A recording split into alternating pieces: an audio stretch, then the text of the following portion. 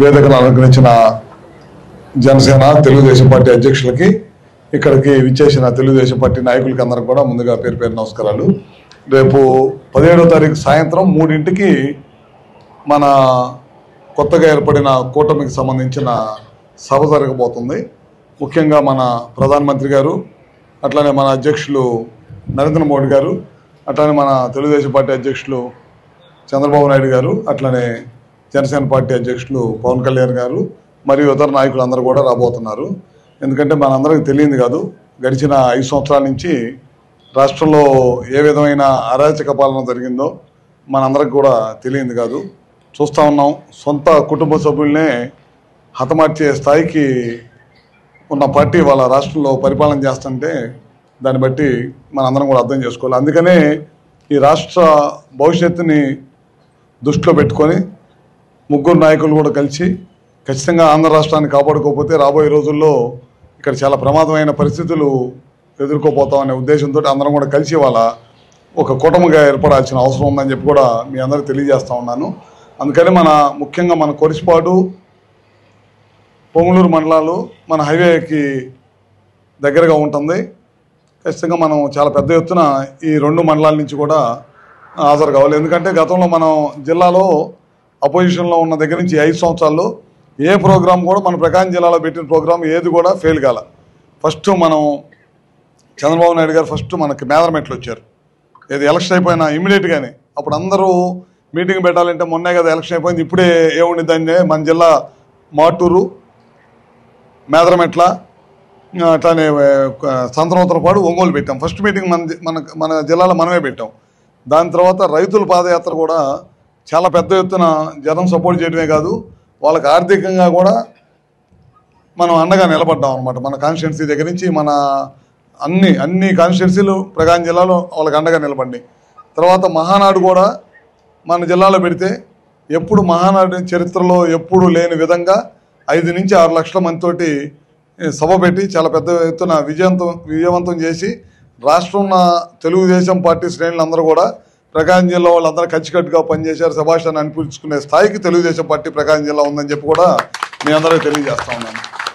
అందుకని చెప్పి రేపు ఇదే నమ్మకంతో మన నాయకుడు చంద్రబాబు నాయుడు గారు ముఖ్యంగా 3 కాన్స్టిట్యున్సీలకి చెప్పాడు బాధ్యత ఎక్కువగా.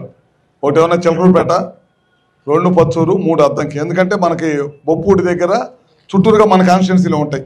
ఇక్కడికి వచ్చేదానికి మన 2 మండలాలు, మన ముందు వచ్చేదానికి మాటూరు మండలం, ఎత్తనపూడి మండలం, రోడ్డుకి ఎడవైపు వచ్చేదానికి మన బలికూర మండలాలు, వెనక వచ్చేదానికి చిలకలపేట కాన్స్టిట్యున్సీ, కొద్దిగా సంతమాలూరు అద్దంకి కొద్దిగా దూరంగా ఉంటుంది. సంతమాలూరు కూడా కొంత ప్రాంతం మనం మొబిలైజేషన్ చేయొచ్చు. ఖచ్చితంగా మనం 3 కాన్స్టిట్యున్సీ నుంచి 1,00,000 మంది పైన హాజరవ్వాలి. ఎందుకంటే ఇది మనం మొన్న వాళ్ళ పార్టీలాగా అంకెల క్యారీ చేసి చెప్పే పరిస్థితి మన పార్టీకి అలవాట్లేదు. చూసాం, మొన్న 15 లక్షల మంది అని చెప్పారు, సున్నాలన్నీ తీసేసినా జనం లేరు. 15,50,000 మంది జనం వస్తే కిటకిటలాడిపోయారు. అది తీసుకురావడానికి 2 గంటల సభని వాళ్ళు లేటుగా ప్రారంభించుకోవాల్సిన పరిస్థితి వచ్చిందన్నమాట. ఎందుకంటే ఆ పరిస్థితులు ఎప్పుడు వస్తాయంటే ప్రజల్లో ఆదరణ కోల్పోయినప్పుడు, ప్రజలు దూరం అయినప్పుడు, ప్రజా వ్యతిరేక కార్యక్రమాలు చేసినప్పుడు సభలు వెలవెల్లాడిపోతుంటాయి.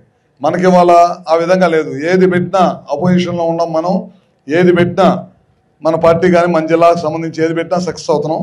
రేపు మొట్టమొదటి కూటమి సభ చాలా పెద్ద ఎత్తున నాయకులు, శ్రేయోభిలాషులు అందరూ కూడా వస్తున్నారు. కాబట్టి మన వంతు కృషిగా ప్రతి మండలం నుంచి 5 నుంచి 7,000 మంది, ప్రతి గ్రామం నుంచి ప్రతి మనిషి, తెలుగుదేశం పార్టీ ప్రతి మనిషి కూడా కదలాల్సిన అవసరం ఉందని చెప్పి కూడా తెలియజేస్తూ ఉన్నాను. ఎందుకంటే ఇది పెద్ద మీటింగ్ మనకి. తర్వాత రేపు నాకు తెలిసి 14వ తారీఖు నుంచి 20వ తారీఖు లోపల ఎప్పుడైనా కోడ్ వచ్చే అవకాశం ఉందని చెప్పి అందరూ కూడా చెప్తా ఉన్నారు. ఇది కోడ్ రాకముందు జరిగే పెద్ద మీటింగ్ కాబట్టి ఈ మీటింగ్ను సక్సెస్ చేస్తే కనుక ప్రకాశం జిల్లా, గుంటూరు జిల్లాలో రాబోయే రోజుల్లో వైఎస్ఆర్ పార్టీకి 1 సీటు కూడా రాకుండా మనందరం కూడా కష్టపడాలని చెప్పి తెలియజేస్తూ ఉన్నాను. ఎందుకంటే ఒక అద్దం కాన్స్టిట్యున్సీలో మనం ఒక్కరమే గెలిస్తే సరిపోదు. ఎందుకంటే రాష్ట్రం మొత్తం గెలిస్తే కానీ మనకి రాబోయే రోజుల్లో మంచి భవిష్యత్తు ఉండదు. ఇవాళ మనం పోయినసారి 23 సీట్లకి మనం పార్టీ దెబ్బతింటం జరిగింది. అయినా సరే ఎక్కడ కూడా వెనకడుగు వేయకుండా మన నాయకుడు చంద్రబాబు నాయుడు గారు ఎన్ని ఇబ్బందులు వచ్చినా సరే లాస్ట్కి మన కార్యకర్తలతో పాటు మన నాయకులతో పాటు మన నాయకుడిని కూడా చంద్రబాబు నాయుడు గారిని కూడా 50 రోజులు జైల్లో పెట్టే స్థాయికి వాళ్ళు వెళ్ళారంటే ఏ విధమైన పరిపాలన చేస్తున్నారో మనందరికీ తెలిసిందే. రాబోయే రోజుల్లో ఖచ్చితంగా అందరం కలిసికట్టుగా పనిచేయాలి. మనము జనసేన బీజేపీ కార్యకర్తల్ని ఏ గ్రామంలో ఉన్నా సరే ముందుకొచ్చి మనం కూడా కలుపుకోవాలి. అట్లానే చిన్న చిన్న ఏదైనా అభిప్రాయ భేదాలు ఉన్నా సరే మనం అవసరమైతే వెళ్ళి కలిసి మాట్లాడుకొని అందరినీ కూటమిగా ఫామ్ చేసి అందరిని కూడా కలుపుకొని ముందుకు వెళ్ళాలి. రేపు రాబోయే రోజుల్లో ఖచ్చితంగా మాతో పాటు మన పార్లమెంట్ పోయినసారి మనం 4 గెలిచి మన పార్లమెంటు సభ్యుడు ఓడిపోవడం చాలా బాధాకరమైన విషయం. ఎందుకంటే ఆయన కూడా గెలిస్తే చాలా సంతోషంగా ఉండేది.